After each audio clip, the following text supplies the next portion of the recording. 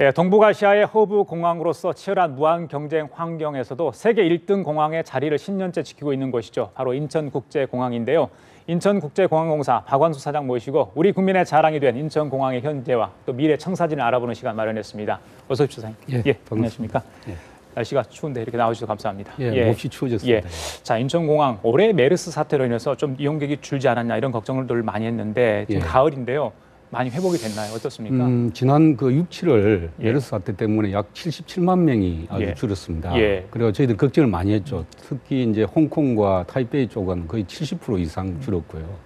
중화권이 많이 줄었었는데 뭐 그동안에 정부와 또 우리 항공사들이 또 우리 공항 당국이 많이 노력해가지고 해외 업체들 초청 설명회도 하고 또 운수권 확대도 하고 해가지고 8월부터 반등해가지고 지금은 그 전년도 대비해가지고 누적치로 따지면은 국제 여객은 이제 8%, 환승객은 3% 이상 증가하고 있고요.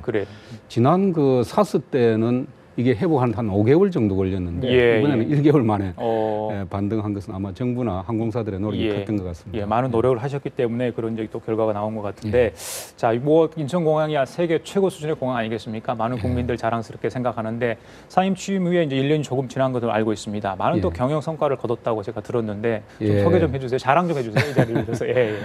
제가 1년 전에 취임할 때쯤에는 좀 우리 인천공항공사 좀 문제가 있었습니다. 뭐냐면은 환승객도 줄어들고 있었고 또 방만 경영으로 정부로부터 이렇게 지정도 받았었고 또 내부 갈등도 있고 뭐 여러 가지 상업시설 등 여러 가지 입찰 관계도 미뤄놓고 있었는데 그동안에 이제 상업시설 다 정리를 했고 환승객도 이제 반등이 됐고 영업적으로 보면은 지난해가 역대 가장 영업이익을 많이 남겼죠.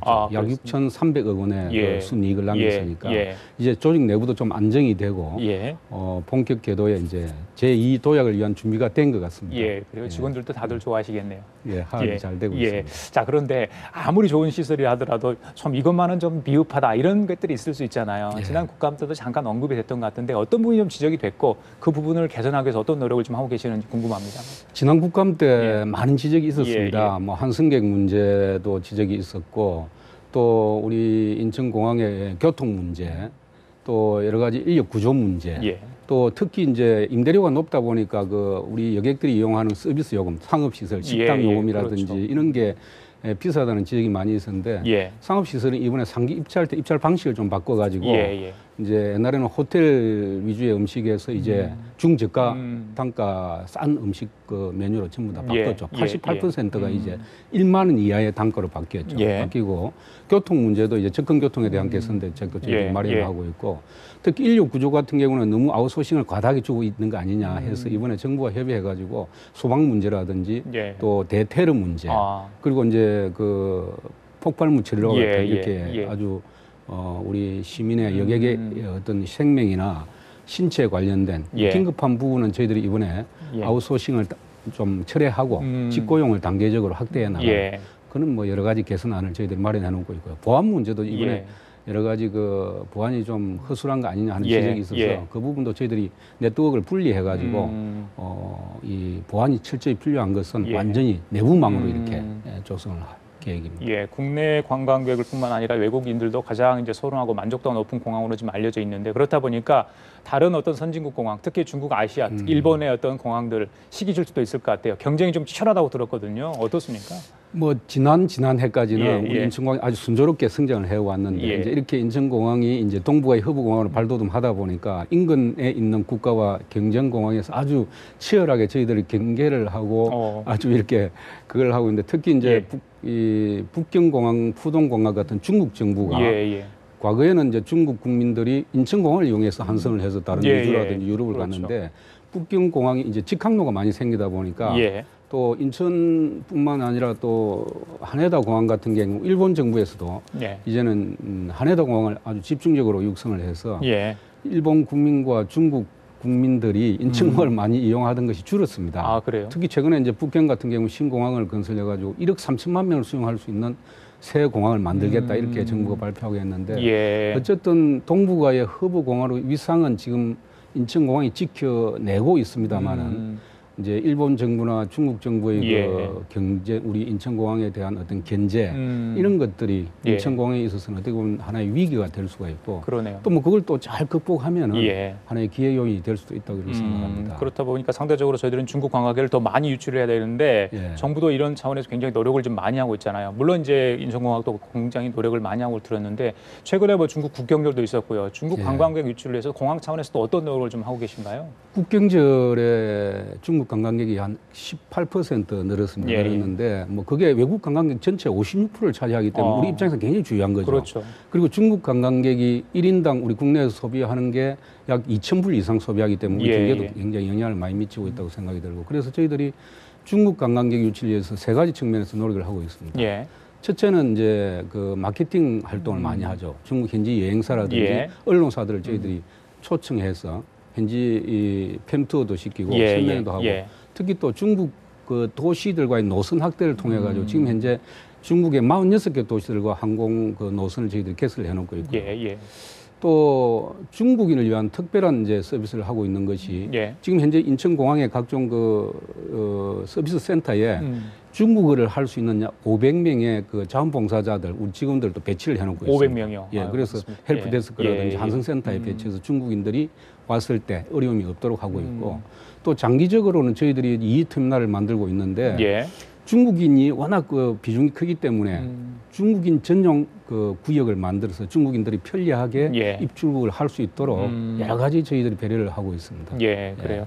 알겠습니다. 자, 무엇보다 중요한 게 이제 우리 국민들로부터 사랑을 많이 받아야 되는데 지방에서 이용하려고 하는 분들 공항을 그분들이 예. 교통 관련해서 좀 한 번 더 갈아타야 할지 또 시간이 너무 오래 걸린달지 이런 거 불편을 호소했던데 최근에 이건 교통 관련해서 종합 대책을 내놨다는데 예. 어떤 대책을 지금 내놓으신 건가요? 그러면? 사실 그동안에 인천공항이 예. 터미널 안에서의 예. 서비스 수준은 세계 12, 연속 10년 1위를 일위죠. 했는데 지방에서 이렇게 인천공항을 이용하기 위해서 오는 접근 교통에 있어서 좀 소홀했던 것이 사실입니다. 예, 예. 지방에서 와가지고 인천공항을 이용하는 승객이 전체 승객의 30%고 1년에 한 1,100만 명 정도 되거든요. 이분들이 그 KTX를 타고 서울역을 통해서 인천공항을 오니까 시간도 많이 낭비하고 그렇죠. 경비도 많이 소요되고 그 KTX도 많지 않거든요. 예. 그래서 이번에 저희들이 이제 그 광명역에 예, 예. 도심공항 터미널을 설치했는데 왜 광명역이냐 하면은 예. 호남이든 영남이든 이 충청도에서 오는 그 KTX 70% 이상이 광명역에 정차를 하고 예, 있습니다. 예. 그래서 광명역에 도심공항 터미널을 만들면 거기에서 각종 그 출국 수속을 다 밟아서 바로 이 직항 그 리무진을 타고 예. 인천공항으로 접근하면은 어. 시간도 50분 이상 절약이 되고 그러네요. 경비도 1인당 15,000원 이상 절약이 때문에 우리 이제 지방에서 오는 예. 여객들에게는 큰 도움이 될 거예요. 그쪽에서 바로 수속을 밟을 수 있는 겁니까? 예. 예. 그리고 그뿐만 아니라 장기적으로는 저희들이 이제 지방에서 오는 그 여객들이 수화물 때문에 애를 먹지 않습니까? 예, 그걸 이제 예, 지방에서 예, 끌고 예. 이렇게 기차를 이용해서 와야 되니까 그걸 저희들이 택배 서비스 시스템을 이용해가지고 예. 수화물은 집에서 그냥 택배 회사에 붙이면은 그것이 바로 공항에 예. 수송이 돼서 바로 목적지 공항에 가서 찾을 수 있도록 예. 그런 제도를 저희 도입해서 이제 지방에서 접근하는 교통 또 지방에서 접근하는 여객들에게 예.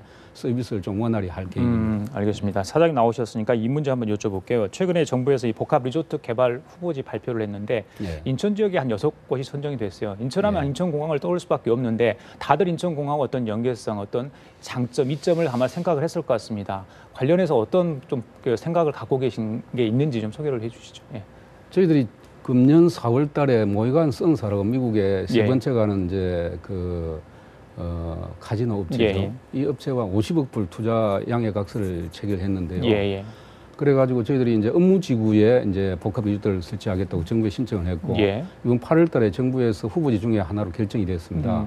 앞으로 12월 안으로 아마 정부에서 최종적으로 결정할 것 같는데 저희들이 예. 생각할 때는 뭐 예. 희망적으로 생각을 하고 있습니다. 이것이 이제 설치가 되면은 거기에는 이제 건설이 되면 거기에는 이제 뭐 카지노뿐만 아니라 공연 시설, 호텔, 컨벤션 각종 모든 시설들이 다 들어가기 때문에 싱가포르의 어떤 월드 리조트 센터사와 같은 아주 복합 리조트 시스템으로 들어가게 되고 그것이 영종도가 동북아의 어떤 관광 허브로 발돋움하는 데 하나 큰 밑거름이 될 거로 생각하고 있기 때문에 예. 예. 국제 여객 유치에도 도움이 되고 또 관광객 유치라든지 예. 또 영종도의 어떤 뭐 홍콩과 마카오 같은 어떤 앞으로 장기적인 동북아 관광의 요충지로 갈 수 있는 기회가 예. 되기 때문에 예. 저희들이 많이 기대를 하고 있고 저희들이 준비를 철저히 하고 있습니다. 알겠습니다. 앞으로 인천공항 100년을 내다봐야 할 것 같은데 여객 수송도 그렇고 물동량도 이제 계속 증가할 것 같습니다. 앞으로 뭐 계시는 동안에 어떤 또 계획을 갖고 있는지 시청자분들이 궁금해할 것 같습니다. 예. 저희들이 뭐 가장 중요한 것은 기본에 충실하는 것이죠. 인천공항의 기본이라는 것은 편리하고 안전하게 여객들을 모시는 것이기 때문에 편리하고 안전한 인천공항이 되도록 하는 것이 예. 가장 기본적인 책무이고 예.